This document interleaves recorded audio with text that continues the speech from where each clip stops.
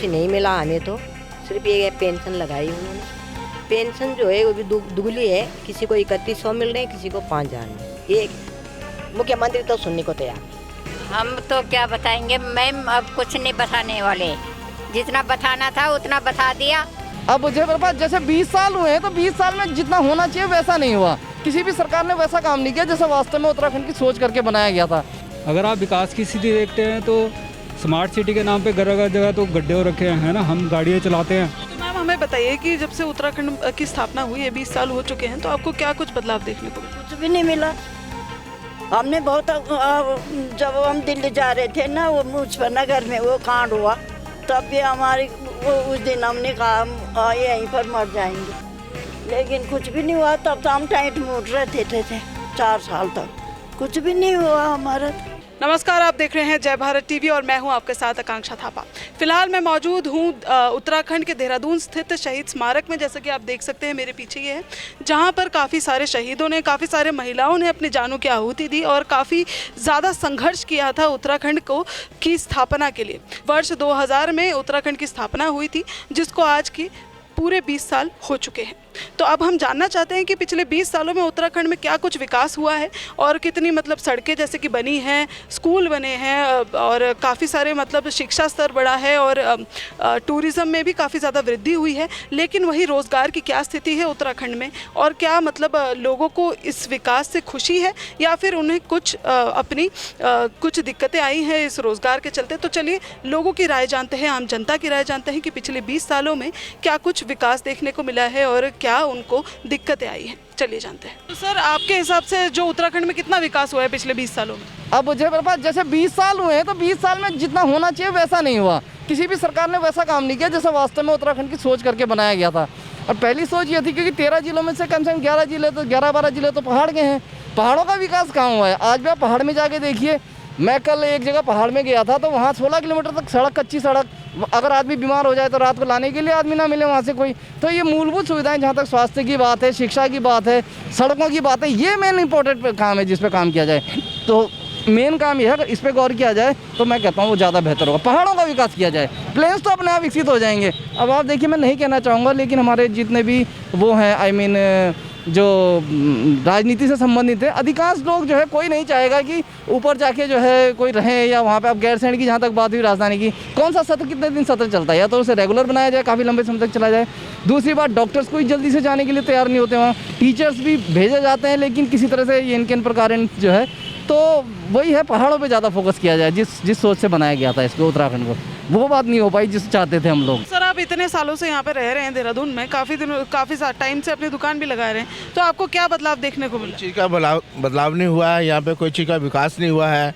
उल्टे पेड़ काटे जा रहे हैं, गर्मी इतनी हो गई है यहाँ पे, प्रदूषण इतना हो गया है, कोई विकास नहीं हुआ है। पेड़ काट के कोई विकास थोड़ी होते हैं। पहले वाला कोई सिस्टम नहीं रहा है यहाँ पे। पहले सर, सरकार कह रही है कि हम देहरादून को स्मार्ट सिटी बना रहे हैं, तो ना बिल्कुल बेकार है। स्मार्ट सिटी बनने से सब लोगों को परेशानी हो रही है यहाँ पे।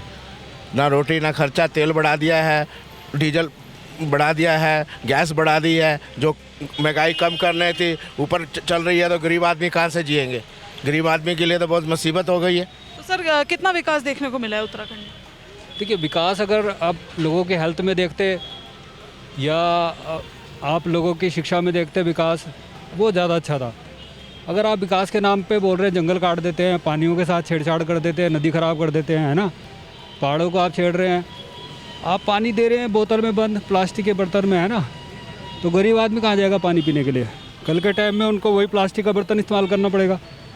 अगर आप विकास की स्थिति देखते हैं तो स्मार्ट सिटी के नाम पे जगह जगह तो गड्ढे हो रखे हैं, है ना, हम गाड़ियाँ चलाते हैं, वो रास्ते भर में इतने सारे गड्ढे हैं, वैसी गाड़ी का नुकसान हो जाता है ना, आने जाने में असुविधा हो रही है। पोल्यूशन कितना हो गया। पहले जितनी अच्छी फ्री लाइफ थी, आज की तारीख में उतनी ज़्यादा बाउंडेशन है। आज छोटे छोटे रोज़गार तो ख़त्म हो गए ना। पहले यहाँ ठेली वाले, कोमचे वाले, फड़ी वाले, है ना, बहुत लोग आके काम करते थे। फुटपाथ पे 70% काम होता था, आज तो फुटपाथ ख़त्म ही हो गया। अब जो काम है सारा मॉल पे चला गया, बड़े बड़े मॉल पे जा रहे काम है ना। तो स्मार्ट सिटी बनने के बाद तो गरीब तो बिल्कुल बाहर हो जाएगा ना। भाई स्मार्ट सिटी किसके लिए बन रही? स्मार्ट आदमी के लिए। तो गरीब आदमी कहाँ जाएगा? उनका तो विकास ख़त्म हो गया। पहले तो चलो कहीं नलके में जाके या प्याऊ में पानी पी लिया, वो भी नहीं ले पीने के लिए, है ना। आपको आज 20 रुपए की बोतल खरीद रहे हो, कल को 30 रुपए की खरीदनी पड़ेगी, तो ये तो विकास नहीं हुआ ना। तो मैम हमें बताइए कि जब से उत्तराखंड की स्थापना हुई है, 20 साल हो चुके हैं, तो आपको क्या कुछ बदलाव देखने को मिला? कुछ भी नहीं मिला। हमने बहुत जब हम दिल्ली जा रहे थे ना, वो मुजफ्फरनगर में वो कांड हुआ, तब भी हमारी उस दिन हमने कहा यहीं पर मर जाएंगे, लेकिन कुछ भी नहीं हुआ। तब तो हम टाइट मूड रहते थे 4 साल तक, कुछ भी नहीं हुआ हमारा तो ना। और आप दे रहे हो 2-3 हज़ार, क्या करना। अब क्यों लगे रहे हम 4 साल तक, हमारी चप्पल घिस गए, ये धूप में रहे हम, कुछ भी नहीं हुआ। कभी पुलिस वालों ने हमको अंदर कर दिया, दिन भर वहाँ रहे, फिर वापस आ गए, बस ऐसे चला हमारा, कुछ भी नहीं मिला। हम तो क्या बताएंगे मैम, अब कुछ नहीं बताने वाले। जितना बताना था उतना बता दिया, और अब हमसे कोई कुछ बताना रह नहीं गया। इतने साल से हम यहाँ पे मरे थे कि इस कमरा के सफाई, यहाँ सफाई, ये वो भी तब बाद में लगे थे। सीमेंट सरकार ने तो बाद में करा ये काम भी। जब हमने ये लड़ाई लड़े थे तभी ये चीज़ बनी है, न तो यहाँ से बन रहा था ये चीज़ें। और जहाँ भी बन रहा है, हम जब लड़ रहे तभी ये चीज़ बन रही है। और हमारे लिए कुछ भी नहीं नाम है कि ये नेता लोग आते हैं, बोलते हैं, कुछ ना कुछ लड़ते हैं, पर किसी ने हमारी नहीं सुनी। उन्हीं लोगों का सुना जो खा रहे पी रहे। कुछ नहीं मिला हमें तो, सिर्फ ये पेंशन लगाई उन्होंने। पेंशन जो है वो भी दुगली है, किसी को 3100 मिल रहे हैं, किसी को 5000 में एक। फिर हमने हमने कहा एक समान पेंशन करो, वो भी नहीं करी। और जो हमारा ये जो मुख्यमंत्री ये सुनता नहीं है, किसी बात सुनने में ये तैयार नहीं है। और उत्तराखंड जो है बनाया, हम लोगों ने कितना संघर्ष करा।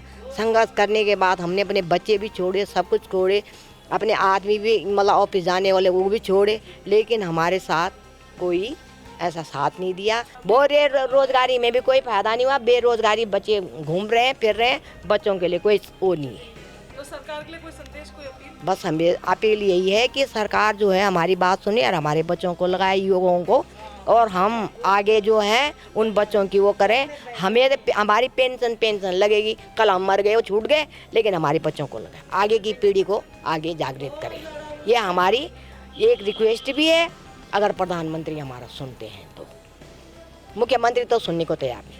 तो जैसे कि हमने देखा कि उत्तराखंड की जनता का यही कहना है कि विकास के नाम पर सरकार सिर्फ महंगाई बढ़ाती जा रही है, और स्मार्ट सिटी के नाम पर जो देहरादून में सारी सड़कें खोदी गई हैं, गड्ढे कर दिए गए हैं, और अगर टूरिज़्म बढ़ा भी है तो लेकिन इससे ही देहरादून की राजधानी में काफ़ी ज़्यादा मुश्किलें खड़ी हुई हैं, ट्रैफिक काफ़ी ज़्यादा बढ़ चुका है।